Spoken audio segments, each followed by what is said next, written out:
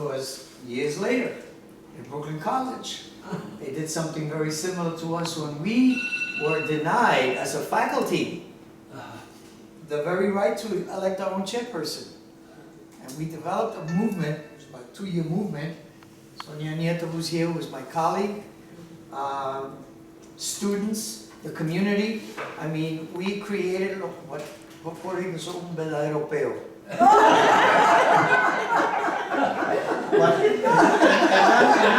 And I talked about keeping that school open and punching the police and the teachers.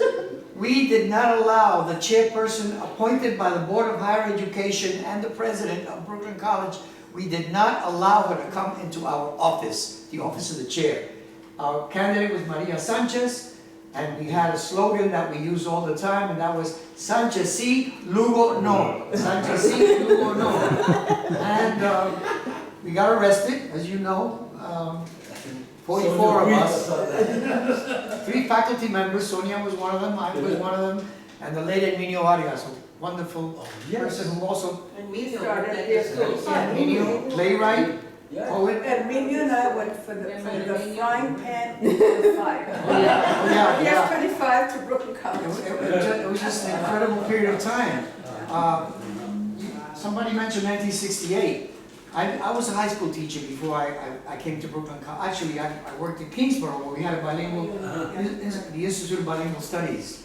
I had come from Kingsborough to Brooklyn College. But before that, I taught high school, and my very first day, the UFT and Albert Shanker calls a strike over Ocean Hill, Brownsville.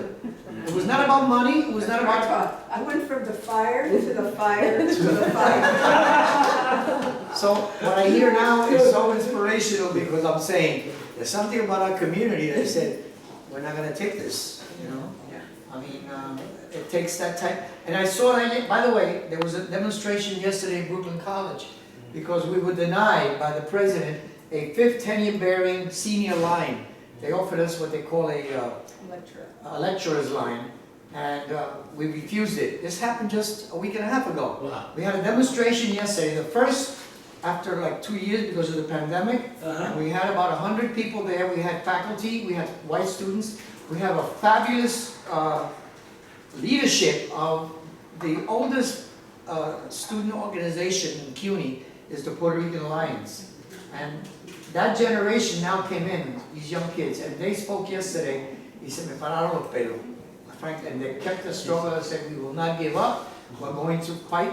And they actually developed a turn on an old slogan, Black, Latin, Asian, white, all the people must unite. And they turned it around yesterday, this was yesterday. Black, Latin, Asian, white, for PRLS, we will fight. All right. That was yesterday. So,